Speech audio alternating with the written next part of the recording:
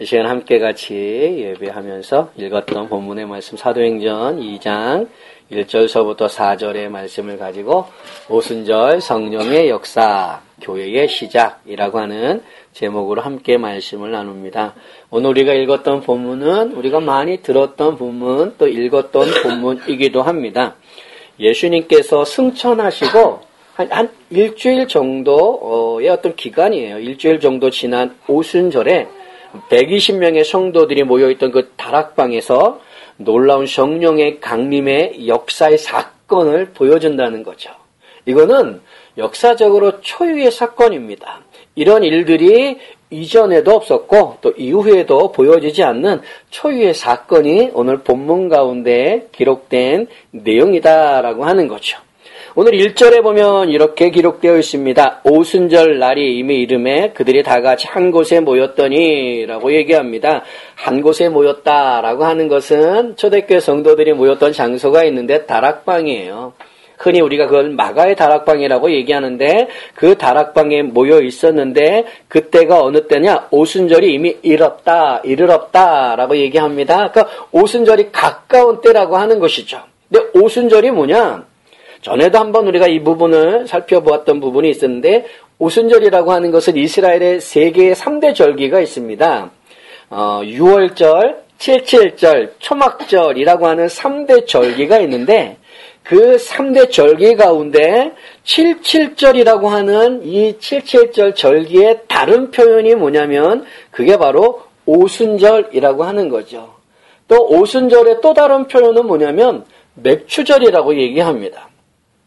이 맥추절이라고 하는 것은 무엇이냐면 6월절이 지난 첫 번째 안식일 다음 날서부터 50일째 되는 그날을 얘기한다는 거예요. 50일째 되는 그날. 그래서 오순절이라고 얘기하고요. 그 오순절일 때가 7번의 안식일이 지난다는 거죠. 그래서 77절이라고 이야기를 하고요. 절기적으로는 그때가 무엇을 하냐면은 밀을 추수하는 때입니다. 그 밀을 추수해서 첫 번째로 수확한 그 밀을 가지고 하나님 앞에 제사한다. 그래서 맥추절이라고 부르기도 한다라고 하는 거죠. 그래서 이 맥추절을 지킨다, 오순절을 지킨다, 77절을 지킨다라고 하는 기본적인 배경은 뭐냐면 하나님께서 그 해에 주신 첫 번째 밀을 가지고 감사하면서 하나님 앞에 제사하는 거예요. 어떻게 보면 우리의 절기 가운데 추석과 좀 많이 비슷하다라고 하는 거죠. 추석이 뭡니까? 한 해 가운데 하나님께서 주신 것에 대해서 감사하며 조상한테 감사하면서 지키는 절기가 추석이잖아요. 그러니까 맥추절의 성격이 바로 그런 것과 많이 비슷하다라는 거죠. 그런데 초대교회에 들어오면 그러니까 1세기 경에 보면은 맥추절이라는 표현보다는 어떤 표현을 많이 쓰냐면 오순절이라는 표현을 많이 쓴다라는 거예요. 그러니까 맥추절의 개념은 앞에서 말씀드렸던 것처럼 어떤 농경적인 부분이 매우 강하다라고 하는 거죠. 하나님 주신 수확에 대해서 감사하여 제사하는 것. 그러니까 농경적인 제사의식이 강한 반면에 1세기경에 오순절이라는 이름으로 그 절기를 많이 지켰는데 오순절의 의미가 뭐냐면 50일째 되는 날이라는 거예요. 근데 그 50일째 되는 날에 그들이 이것을 지킬 때 맥추절의 개념, 그러니까 어떤 농경의 제사의 개념으로 초대교회의 사람들이 혹은 1세기경의 사람들이, 유대인들이 이때 이런 모습으로 지키지 않았다는 거죠. 그들이 가지고 있는 생각이 있는데 그게 뭐냐면 오순절인데 그 오순절은 무엇으로 염두에 두냐면 첫 번째 6월절이 언제 있었습니까? 이스라엘 백성들이 애굽에 포로로 잡혀있을 때 하나님께서 모세를 통하여 출애굽을 시키려고 합니다. 출애굽을 시킬 때 하나님께서 보여주셨던 첫 번째 절기 하나가 있는데 그게 6월절이라고 하는 것이죠. 그러니까 어린 양의 피를 가지고 문의 좌우 설주에 바르고 임방의 발름으로 말미암아 장자의 죽음을 넘어가게 하는 것. 넘어간다라는 게 6월이라는 거예요. 그게 첫 번째 6월절이었어요. 그 6월절을 통하여서 이스라엘 백성들이 출애굽을 합니다. 출애굽을 해서 50일 정도 지나고 도착한 곳이 어디냐? 거기가 바로 시내산이라는 거예요. 그런데 시내산 하면은 우리가 생각나는 게 뭐가 있습니까? 모세가 하나님 앞에 율법을 받는 것. 그래서 1세기경의 유대인들, 그들이 본토의 유대인이든 아니면 디아스포라, 포로로 잡혀가서 흩어진 유대인이든, 그래서 그의 후예이든 경건한 유대인들은 반드시 1년에 3번 예루살렘에 온다라고 하는 것이죠. 왜냐? 신명기 16장 16절에서 17절에 이렇게 하나님이 말씀하셨기 때문이에요. 너희 가운데 모든 남자는 1년에 3번 곧 무교절과 칠칠절과 초막절은 네 하나님 여호와께서 택하신 곳에서 여호와를 배웁게 빈손으로 여호와를 배웁지 말고 각 사람이 네 하나님 여호와께서 주신 복을 따라 그 힘대로 드릴지니라 라고 말씀합니다. 그래서 이 3대 절기에는 반드시 경건한 유대인들은 예루살렘으로 다 모인다라는 것이죠. 그런데 1세기경에 이들이 모일 때 5월절을 지킬 때의 개념은 뭐냐면은 출애굽을 해서 시내산에 도착해서 모세로부터 율법을 받은 거, 그걸 기념하는 거예요. 하나님께서 우리를 부르셔서 택한 백성으로 만들어주시고 하나님의 백성에 대한 인치심으로 무엇을 주셨는가? 율법을 주셨다라는 거예요. 그걸 기념하는 거예요. 그 율법을 받음으로 그때서부터 시작되어지는 것이 무엇이냐? 공식적인 이스라엘의 민족이 시작되어진다라고 하는 것이죠. 그러니까 1세기경의 유대인들은 그런 개념으로, 그런 생각으로 이 오순절을 지켰다라고 하는 거예요. 그러니까 우리식으로 좀 얘기한다면 추석의 개념, 맥추절과 같이 추석의 개념에서 제헌절의 개념으로 좀 바뀌었다는 거죠. 그런 생각으로 하나님 앞에 오순절을 드린다는 거예요. 근데 그 오순절에 일어난 놀라운 사건이 무엇이냐? 우리가 읽었던 1절서부터 4절에 등장하는 놀라운 초유의 성령 강림 사건이라는 거죠. 이 성령 강림의 사건을 다시 한번 본문을 보십시오. 제가 읽어봅니다. 호련히 하늘로부터 급하고 강한 바람 소리 같은 소리가 있어 그들이 앉은 온 집에 가득하며 마치 불의 혀처럼 갈라지는 것들이 그들에게 보여 각 사람 위에 하나씩 임하여 있더니 그들이 다 성령의 충만함을 받고 성령이 말하게 하심을 따라 다른 언어들로 말하기를 시작하니라. 놀라운 성령의 강림의 사건이 있다는 거예요. 그런데 왜 하필 오순절이었을까라고 하는 거죠. 왜 오순절 때 성령 강림의 사건이 일어났을까라고 하는 거예요. 또 하나 생각해 볼 수 있는 문제는 뭐냐면 우리 주님께서 승천하시기 전에 제자들에게 말씀하셨죠. 너희는 예루살렘을 떠나지 말라. 예루살렘을 떠나지 말고 아버지가 약속한 곳을 기다려라 라고 하셨습니다. 그런데 그 약속이 뭐냐? 성령으로 세례를 받을 것이다 라고 약속했다는 거죠. 그런데 오늘 본문을 읽어보면은 성령으로 세례를 받았다라고 하는 말씀은 없어요. 대신에 4절에 뭐라고 얘기하느냐? 성령의 충만함을 받았다라고 얘기한다는 거죠. 분명히 주님의 말씀은 성령으로 세례를 받을 것이다 라고 말씀하셨는데 오늘 사건의 모습을 보면 성령으로 충만함을 받았다라는 말씀을 하고 있다라고 하는 거죠. 그래서 성령의 세례와 성령의 충만함의 차이가 뭐냐라고 하는 부분들도 생각해 볼 수 있다는 거예요. 우리가 첫 번째 질문에 대한 것 한번 생각해 봅시다. 왜 오순절에 성령 강림의 역사가 일어났는가? 앞에서도 말씀드렸듯이 1세기경의 유대인들은 오순절을 맥추절 개념으로 첫 번째 수확한 그 밀을 드리는 농경적인 제사의 개념보다는 하나님께서 우리를 부르시고 율법을 주셨다. 그래서 이스라엘이 이제 공식적으로 민족의 시작되어짐을 보여준다라고 하는 것을 더 강한 개념 속에 오순절을 지킨다라고 하는 것이죠.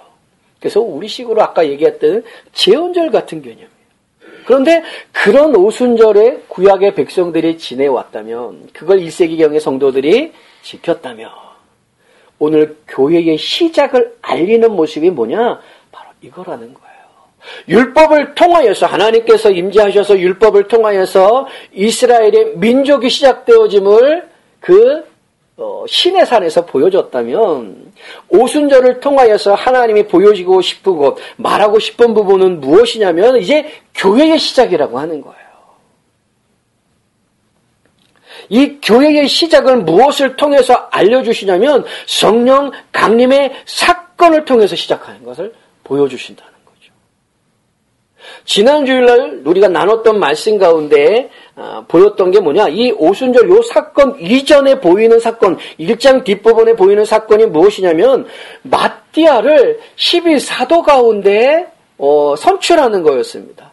왜 굳이 12사도라고 하는 숫자를 채우려고 했을까? 그때 보았던 것이 무엇이냐면 이거였어요.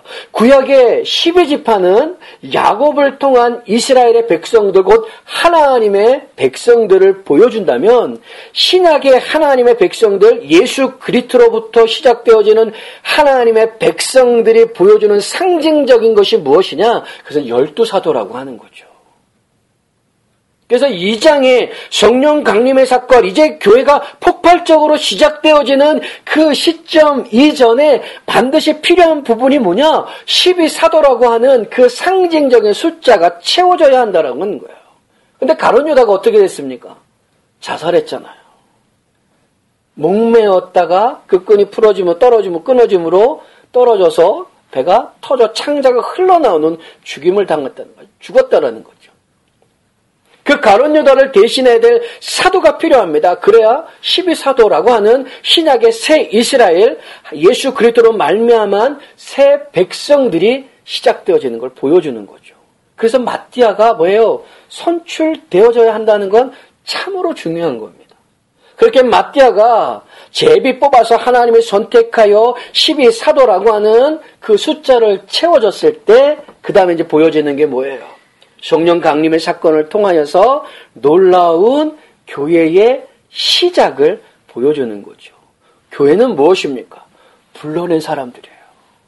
죄악으로부터 불러낸 사람들, 곧 새 이스라엘을 얘기하는 거예요. 예수로 말미암은 하나님의 새 백성을 보여준다라고 하는 거죠. 그래서 오늘 오순절 사건, 오순절의 성령 강림의 사건은 신학적으로 또 교회 역사적으로도 참 중요한 거라는 거죠. 그런데 또 하나의 모습을 보십시오. 교회 시작을 알리는 이 오순절 사건의 모습 속에서 오늘 본문을 가만히 보십시오. 2절서부터 4절의 말씀, 호련히 하늘로부터 급하고 강한 바람 같은 소리가 있어 그들이 앉은 온 집에 가득하매 마치 불의 혀처럼 갈라지는 것들이 그들에게 보여 각 사람이 하나씩 임하여 있더니 그들이 다 성령의 충만함을 받고 성령의 말하게 하심을 따라 다른 언어들로 말하기를 시작하니라. 교회의 시작을 알리는 오순절 성령 강림의 사건의 내용을 보여주는데 그 내용을 가만히 보면은 성령 강림의 사건이 우리 오감과 동떨어진 어떤 영적인 사건만은 아니라는 걸 보여주고 있다는 거예요.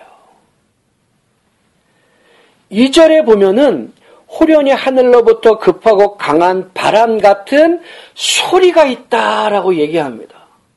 한마디로 뭐예요? 청각적으로 성령 강림의 그 사건을 들을 수가 있었다라는 거예요. 근데 그 소리가 뭡니까? 급하고 강한 바람 같은 소리라고 얘기하는 거예요. 이거는 다락방에 모여있는 120명의 성도들이 다 들었다는 거예요. 또 3절의 말씀을 보십시오. 마치 불의 혀처럼 갈라지는 것들이 그들에게 보여라고 얘기하고 있습니다. 그러니까 시각적으로 눈으로 성령 강림의 그 사건을 볼 수가 있었다라고 하는 거예요. 오순절 이날의 성령 강림의 사건이 어떤 영적인 사건, 그래서 우리의 어떤 시각적인 오감과 관계없는 사건이 아니라 오감으로 들을 수 있었다는 거죠. 볼 수 있다는 거예요. 또 하나의 모습을 보십시오. 뭐라고 얘기하느냐? 4절에 그들이 다 성령의 충만함을 받고 성령의 말하게 하심을 따라 다른 언어들로 말하기를 시작하니라. 성령의 충만함을 받고라고 얘기해요. 이게 무슨 얘기입니까? 느낄 수 있었다라는 거예요. 그러니까 귀로 듣고 눈으로 보고 몸으로 느낄 수가 있었다는 거예요. 뭘요? 성령의 강림의 그 사건을. 그러니까 성령님이라고 하는 그분이 멀리 떨어져 있는 분이 아니라는 거예요. 가까이 계신 분이라는 거예요. 어떤 영적인 사건만이 아니라 오감으로 내 몸으로 느낄 수 있었던 사건이라고 하는 거죠.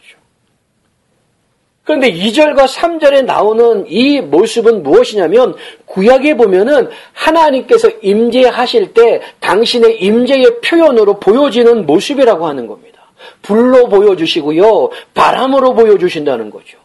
그래서 결국 성령도 무엇이냐? 하나님 되심을 우리에게 보여주신다는 거예요. 그런데 그 성령 하나님이 내가 오감으로 느낄 수 있다는 거예요. 들을 수 있고 볼 수 있고 몸으로 느껴지는 분. 아주 가깝게 계신 분이라는 거죠. 또 구약과 다른 모습이 있습니다. 구약에서도 하나님의 영이란 표현 속에서 성령님의 역사하심들이 보여지는데 구약의 성령의 역사의 모습, 하나님의 임재의 모습은 무엇이냐면 특정한 사람에게, 소수의 사람에게만 그런 모습들이 보여졌다는 거예요. 아브라함에게, 이삭에게, 야곱에게, 다윗에게, 혹은 제사장들에게, 혹은 선지자들에게, 특정한 사람들에게만 하나님의 임재하심, 하나님의 영의 성령께서 역사하셔서 그 일들을 진행해 가시는 걸 보여준다는 거죠. 그런데 신약의 모습은 전혀 달라진다는 거예요. 오늘 보면 3절 뒷절에 보면은 각 사람 위에 하나씩 임하여 있더니라고 말씀하고 있다는 거예요. 성령께서 역사하시되 그 120명의 성도들 가운데 특정한 사람들에게, 베드로에게나 요한에게만 혹은 12 사도에게만 임한 것이 아니라 그 다락방에 모여있는 모든 120명의 성도들에게 성령께서 역사하셨다는 거예요. 그래서 그 이후에 신약의 모습을 보면은 예수님을 그리스도로 영접한 모든 사람들에게 성령께서 임하시는 모습을 다 보여준다는 거죠. 이게 구약과 다른 모습들을 우리가 볼 수가 있다라고 하는 것입니다. 이 모습 속에서 우리가 찾을 수 있는 중요한 부분이 있어요. 중요한 부분이 하나 뭐냐? 그 전에 이제 먼저 살필 것 하나 있는데 그게 뭐냐? 예수님은 성령으로 세례를 받을 것이다라고 말씀하셨어요. 그런데 오늘 성경에 보면 성령으로 세례를 받았다라는 표현 대신에 성령의 충만함을 받았다라는 말씀으로 기록되어져 있다라는 거죠. 그럼 성령 세례와 성령의 충만함의 차이가 뭐냐라고 하는 거야. 분명히 예수님은 아버지의 약속을 지켜라, 성령으로 세례를 받을 것이다라고 얘기했는데 오늘 본문의 모습은 성령의 충만함을 받았다라는 거예요. 성령 세례와 성령의 충만함의 차이가 뭘까라고 하는 거죠. 일반적인 견해는 이렇습니다. 성령 세례는 뭐냐? 예수님을 영접하는 순간에 성령께서 내게 임하신다는 거예요.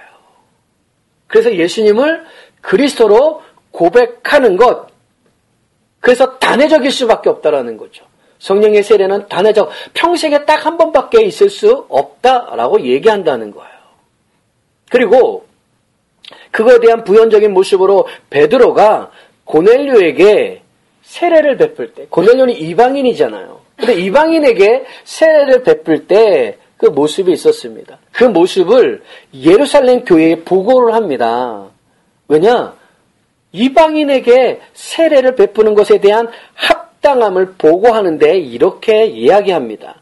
사도행전 11장 15절서부터 17절의 말씀을 보면 내가 말을 시작할 때 성령이 그들에게 임하시기를 처음 우리에게 하신 것과 같이 하는지라. 내가 주의 말씀에 요한은 물로 세례를 베풀었으나 너희는 성령으로 세례를 받으리라 하신 것이 생각났노라. 그런즉 하나님이 우리가 주 예수 그리스도를 믿을 때에 주신 것과 같은 선물을 그들에게도 주셨으니 내가 누구에게 하나님을 능히 맡겠느냐 하더라. 이 예루살렘 교회에 베드로가 고백할 때, 보고할 때의 내용이 뭐냐? 주 예수 그리스도를 믿을 때 주신 것과 같은 선물. 그게 뭐라는 거예요? 성령 세례라는 거예요. 그래서 사도행전 11장 15절엔 이렇게 내가 말을 시작할 때 성령이 그들에게 임하시기를 처음 우리에게 하실 것과 같이 하는지라. 처음 우리에게 하셨던 것. 그게 뭐예요? 오순절 이 사건이에요. 이 사건을 통해서 성령 세례의 개념을 사도행전 11장 15절에 17절에서 말씀하시기를 예수를 처음 믿을 때 받는 거라는 거죠. 그래서 그 성령이 내 안에 임재하셔서 예수를 그리스도로 고백하는 것. 그게 성령 세례라는 거예요. 그래서 딱 한 번이라고 하는 거죠. 성령의 충만함은 무엇인가? 그렇게 예수를 그리스도로 영접한 성도들에게 성령께서 내 안에 내주해 계시면서 나를 지배하시고 나를 믿음으로 인도하시는 것, 그걸 성령 충만이라고 얘기한다는 거죠. 그런데 생각해 볼 게 있어요. 뭐냐? 지금 초대교회 오순절 성령 강림의 사건에 말한 것이 성령 세례냐라고 하는 거죠. 만약에 이게 성령 세례라고 한다면은 지금 120명의 성도들이 이때 예수를 영접해야 되는 사건이잖아요. 근데 그게 아니잖아요. 이미 예수를 영접한 사람들로서 하나님께서 주시고자 하는 그 약속을 기다리고 있으면서 기도하고 있었던 사람들이에요. 이때 예수를 믿은 게 아니라는 거죠. 그럼 이게 성령 세례냐라고 하는 그 정의와 부합하지 않다는 걸 알 수가 있어요. 이미 믿고 있는 사람들에게 성령의 강림의 역사가 일어났기 때문에 이게 성령 세례냐라고 말하기 참 그렇다는 거죠. 그래서 어떤 분들은 이렇게 얘기해요. 이 성령 오순절 강림의 사건 4절 뒷부분에 보면 다른 언어로 말하기를 시작하니라. 이게 뭐예요? 방언이라고 하는 거죠. 그래서 성령 세례를 뭐라고 표현하느냐? 하나님으로부터 놀라운 은사를 경험하는 것, 하나님으로부터 놀라운 은혜를 경험하는 것, 이걸 성령 세례라고 말씀하는 분들도 계세요. 그런데 그걸 은사라고 표현한다면은 고린도 전서의 은사에 대해서 쫙 말씀합니다. 그 중에 방언의 은사, 통변의 은사 쭉 말씀하는데 거기서 말씀하는 은사와 지금 본문에서 기록된 다른 언어로 말하는 이 방언의 모습과는 다르다라는 거죠. 그래서 이게 어떤 놀라운 은사의 개념이냐? 라고 말하기에도 조금 부합하지 않다라고 하는 거예요. 그래서 성령 세례가 뭐냐라고 하는 부분에 대해서 참 많은 의견들이 있습니다. 다양한 의견. 성령 충만은 모두가 같은 얘기예요. 같은 통일되어 있어요. 성령님께서 내 안에 내주에 계시면서 나의 생각과 나의 마음을 지배하시고 내가 믿음으로 살아갈 수 있도록 나를 인도해 주시는 것. 이게 성령 충만이라고 하는 거죠. 근데 성령 세례는 뭐냐? 다양한 의견들이에요. 그러나 분명한 건 뭐냐면 이 사건이라고 하는 것, 오순절 성령 강림의 이 사건은 이후에 이렇게 나타나는 모습은 없어요. 이전에도 이렇게 나타나는 모습은 없어요. 거의 유일한 사건이에요. 그래서 이걸 가지고 성령 세례냐 아니냐 논하기는 참 애매하다는 거죠. 그러나 분명한 건 있습니다. 이 본문이 보여지는 건 무엇이냐면 교회의 시작입니다. 마띠아를 12사도에 선출함으로 교회의 모습, 새 이스라엘의 모습이 갖춰졌다라는 거죠. 그 갖춰진 모습 속에서 이제 시작되어지는 모습을 보여주는 게 뭐냐? 성령 강림의 사건을 통해서 공식적으로 교회가 폭발적으로 시작되어지는 모습을 보여주는데 그 교회가 가져야 될 모습이 뭐냐라고 하는 건 우리에게 잘 보여주고 있어요. 결국은 우리가 가져야 될 모습이에요. 우리가 새 이스라엘이고 우리가 교회잖아요. 그래서 우리가 가져야 할 모습을 오늘 본문이 잘 보여주는데 4절 말씀을 한번 보십시오. 4절 말씀 뭐라고 얘기하느냐? 이렇게 얘기합니다. 그들이 다 성령의 충만함을 받고 성령이 말하게 하심을 따라 다른 언어들로 말하기를 시작하니라.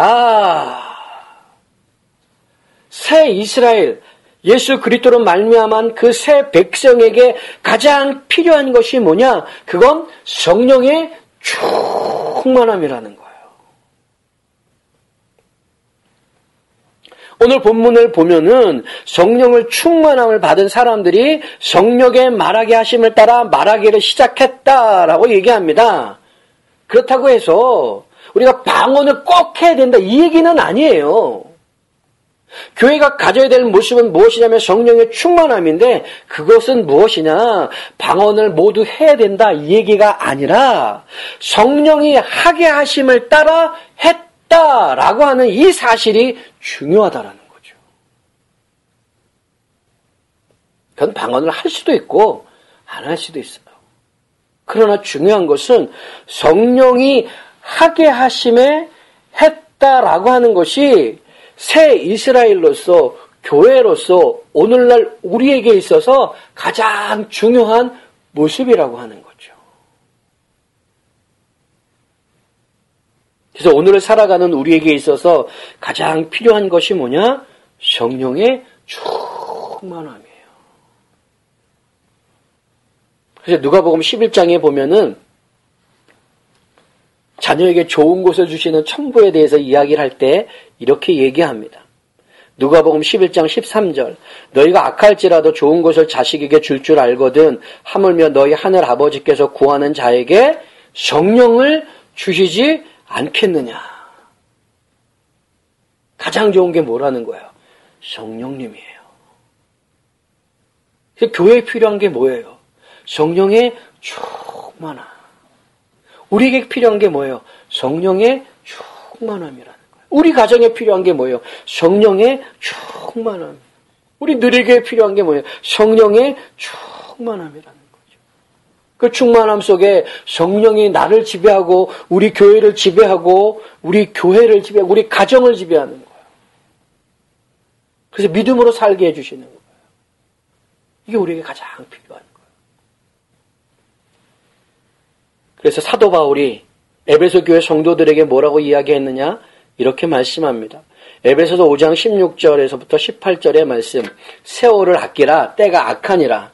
그러므로 어리석은 자가 되지 말고 오직 주의 뜻이 무엇인가 이해하라. 술 취하지 말라. 이는 방탕한 것이니 오직 성령으로 충만함을 받으라.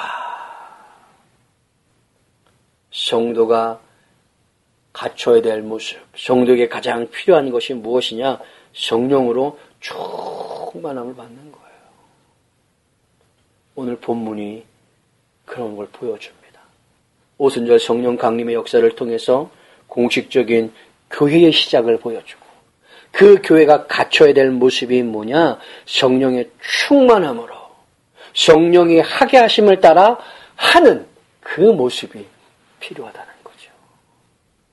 그것이 오늘 이 아침 가운데 함께 예배하는 우리 누리교회 모든 가족들에게 충만하고 가득했으면 좋겠고요. 그래서 성령 하나님과 동행함으로써 성도로서 바른 길을 걸어갈 수 있는 우리 귀한 성도들이 다 되실 수 있기를 주님의 이름으로 축원합니다. 아멘. 기도하겠습니다.